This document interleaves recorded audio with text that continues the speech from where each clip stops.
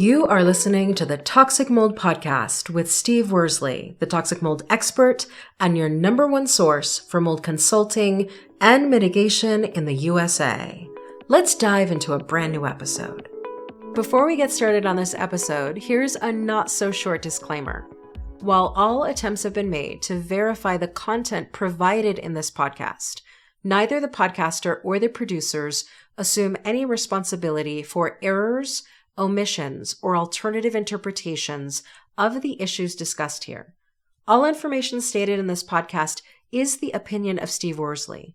Steve Worsley is a mold specialist with over 25 years of experience in the construction and mold industry.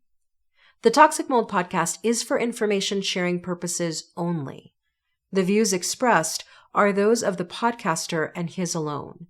These views should not be taken as expert instruction or commands. While there may be references to medical conditions and symptoms, all podcast episodes are the opinion of Steve Worsley, and any medical questions or concerns shall be addressed with the appropriate licensed medical professional or professionals. As the podcaster refers to different mold types, please be aware that Steve Worsley is not a microbiologist, and questions concerning mold specifics should be answered by the appropriate professional. Steve isn't, nor does he offer any legal advice. For any legal advice, you must speak with a lawyer. The listener is 100% responsible for his or her own actions. You can check out Steve's books on Amazon. Just go to Amazon and search for author Steve Worsley. You can also take Steve's courses on Udemy or Skillshare, and you can find out more about those at cnccontractorservices.com. Now, let's get to the episode.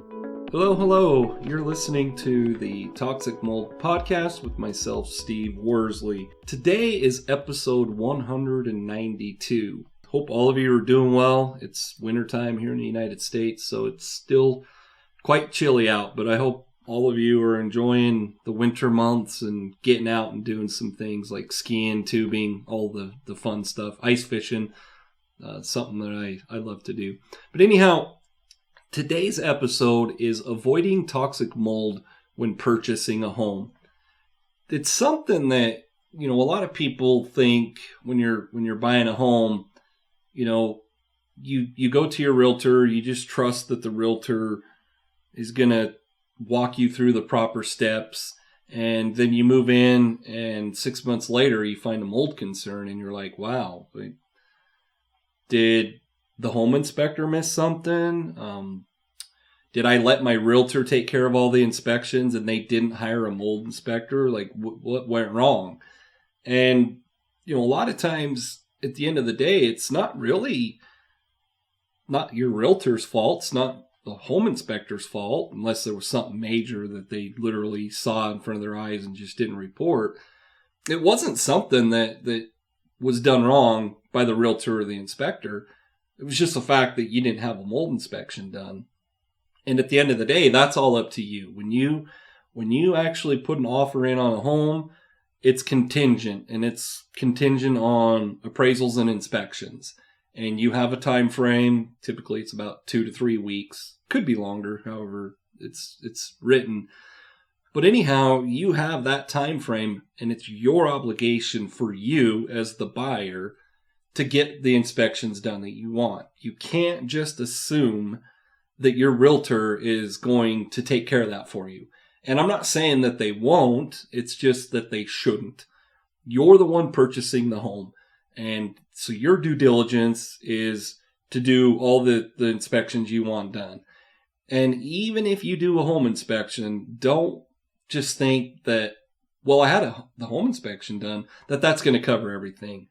Something my wife always brings up when we would talk about this, and I saw it as a home inspector, but, when she bought her first home, and then, we started doing all these podcasts years later, she's like, yeah, I just left everything up to the realtor.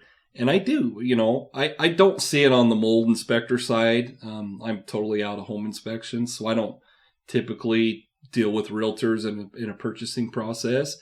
But when I did, I saw it all the time. There were many, many times that I literally never even spoke to my client, which was the buyer.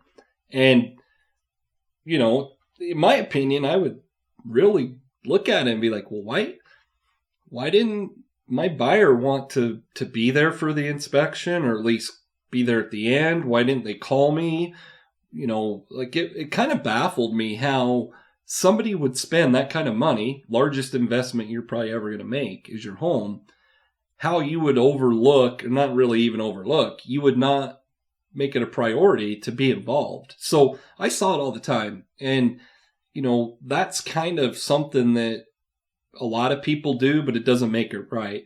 But anyhow, going back, I wrote a book, Black Mold and Home Inspections. And the reason behind that book was to educate all of my followers as to the things that you need to take care of, because it's not up to your realtor. You literally signed paperwork that you did your due diligence and you had the inspections done that you wanted. So going back to the just having a home inspector, a home inspector, they're not just going to do a termite inspection. Are they inspecting for pests? Of course they are. They want to see if there's termite problems, but they're not a certified pest inspector. So that's something you need to keep in mind. You can call, the franchise companies like Terminix, and they don't charge that much. I don't know what the going rate is now, but I'm sure it's, around $100, $150. That's what they do. They're termite inspectors. They're not a home inspector, nor is your home inspector a termite inspector, or typically they're not. It's a different certification, all that. So my point is your home inspector is not just going to do a termite inspection. Your home inspector is not just going to do a radon test. Your inspector is not just going to do air testing or a mold inspection. So keep that in mind. As a home inspector, they're classified as a generalist. And so their job literally is to come in and see if there's structural concerns where they would refer an engineer, see if there's termite concerns when they would refer a termite company or inspector, see if there's mold concerns and they would recommend a mold inspector. My point is they're just a generalist. They're not specialized in electrical, plumbing, mold, radon, things like that. So the question that always comes up is my home inspector qualified to do mold inspections? It all depends on the inspector you use. When I first started out, my first certification was home inspection certification. Then I got certified as a radon tester. Then I got certified as a mold inspector. Then I got certified as a mold mitigation contractor. And then at that point, I moved away from the home inspection process totally. Didn't get involved with realtors and buyers and all that stuff. So my point is your home inspector might be qualified and might have the certifications to do a mold inspection. That's something you would have to ask. You would want to make sure that during the home inspection, even if they are certified as a mold inspector, are they doing things like a mold inspector would do things? So what's the difference between a home inspection and a mold inspection? For the most part, they're very similar. And I say for the most part, because there are a few things that are not similar, not done by a home inspector. A home inspector is probably not going to do air testing. They're not going to do tape lifts. They're not going to do things like that. They're just going to report suspected mold or discoloration.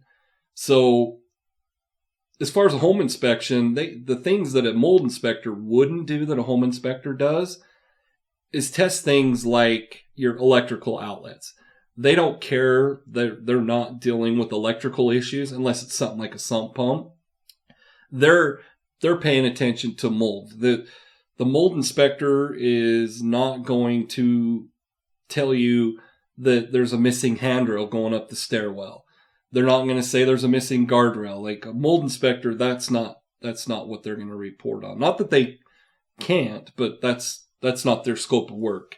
And something that a lot of people don't realize is even if you have, let's say You hire whatever inspection company. Their inspector is a certified home inspector, a certified radon tester, and a certified mold inspector. It doesn't mean they're going to cover the radon and the mold. So make sure when you hire that company or you have your realtor do it, that you say, hey, I want a radon test.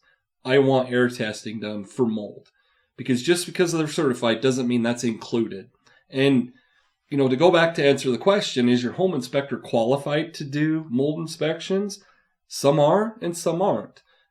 As a home inspector, we are trained to look for things that could cause mold. So, if there's missing shingles or a water stain, we're saying, hey, this should be further investigated.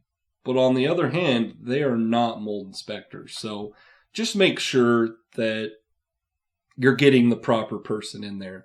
So you're going through the whole purchasing process, your offer's accepted, you're in your inspection phase, and you have a home inspection come in, or home inspector do a home inspection. They come in and they actually say, hey, everything's in pretty good shape. There's no pass or fail to inspections, unless it's a code inspection. They say there's a few minor defects, but for the most part, the home's in great shape. Does that mean everything's good to go? Well, not in my opinion. When they say there's a few things, what are those few things? Is it a missing handrail? Is it a deck that's sagging? Is it, things more on the home inspection side? If it's those kinds of things, as from a mold perspective, that has a missing handrail is not going to lead to mold, or it shouldn't. A sagging deck, could that be something that's moisture related? It could be. So that might be something where you look a little further into it. But let's just say that your home inspector comes in and they say, yeah, for the most part, the home's in pretty good shape, but there's flat grading and drainage. And we also notice some water stains or moisture intrusion in the unfinished basement on the foundation wall. We also had a few missing shingles on the roof, and there's some water stains in the second level bathroom. Those are things where you've got to say, whoa, hold on here. We've got to get a mold inspector in there. And so you need to make sure that obligation's on you. Don't just let the home inspector say, yeah, everything's great. That's not, in 6 months when you have a mold concern, they're probably long gone. And that's the last thing you want. So you're going through this process and you say to your realtor, because, you have to work with the realtor, obviously, if there's a realtor involved. You say, hey, I need to get a mold inspection done. The home inspector noted this, this, and this. What if your realtor just says, well, they didn't mention any mold concerns? Do you just say, oh, okay, that's fine. We're not concerned? No.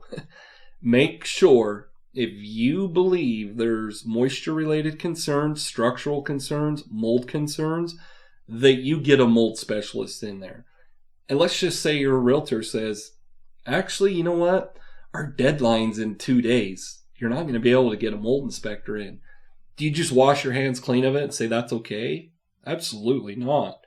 Make sure you say to your realtor, hey, we need to do an extension. And you can extend the inspection process. And you can justify it by saying, here's what the home inspector found. Here's our concerns. We've got to get a mold inspector in there. Now, if you want to extend that deadline for 2 months, that's probably not going to happen. The sellers would probably come back and say, yeah, that's not reasonable. We're not going to do that. We'll give you a week. At that point, you're going to have to try to work with your realtor and the sellers, but you probably should be able to get a mold inspector in the property within a week. So let's just say you get that mold inspector in there, or let's just say actually you can't get one, and you go to our website and you're like, hey, I'm going to have Steve do a VPA. A lot of times we'll try to squeeze you in if we can. But let's just say we do a VPA and we find that there's actually a lot more concerns than what the home inspector found. So then you go back to your realtor and you're like, hey, I actually am going to need more time. We hired a mold specialist. Let's just say you had one on site. They came in, they did air testing, they did a few tape lifts or swabs, and we're not going to get our lab results back for another 4 or 5 days, which would be past your deadline. And your realtor says, sorry, you're past your deadline. Don't keep moving through with the purchasing process. Make sure you get the time needed within a reasonable amount that you can get all the information you need. Because when you get to the mold side of things, it's not like a home inspection where you literally can go show up, do a 3 to 4 hour inspection, write a report, and it's done. For mold inspections and testing, you have to have tests that get sent off to a lab, depending on if you overnight it, 2 day, 3 day, however long it takes. Plus you have turnaround times at the lab, which depending on what you're willing to pay is going to be 3 to 5 business days. Well, at that point, you're past your deadlines. Make sure you communicate with your realtor and you have it in writing that you're going to extend them. At that point, if the realtor and the sellers are not willing to work with you, it's probably not worth moving forward, at least in my opinion. You've got to know what's going on. You've got to know what the lab results are telling you when it comes to the mold testing. So my point is with all of that, don't feel like you're being pressured and the realtor and the sellers are saying, sorry, you don't have enough time. The clock ran out. That's not how it works. If you really care about the indoor air quality of the home you're purchasing, you need to take the time and make sure that you're doing things properly and you're getting all the information you need. Like I said, it's not a 2-month extension. We're talking maybe 2 weeks. And that 2 weeks should, and to me, would be well worth waiting to get all the information you need. So my point is this, my call to action is make sure when you're purchasing a home that you're doing all the proper inspections. And when I say that, I'm talking about a home inspection, a mold inspection, radon testing, a termite inspection, and then whatever else your inspector finds, you might need an engineer that comes out and does a structural assessment. You might need an electrician, but make sure you take the time and spend the money to make sure you're not buying a home that's going to cost you a lot of money down the road. It doesn't have to be just mold. It could be radon that causes cancer. It could be an electrical concern that turns into a fire. It could be a lot of things. So make sure you do your due diligence and actually take the time and spend the money. I've promoted a little bit recently, but I do have a case study book. Toxic mold is something that we all think about, we hear about, but we don't really understand what it's like to go through different scenarios.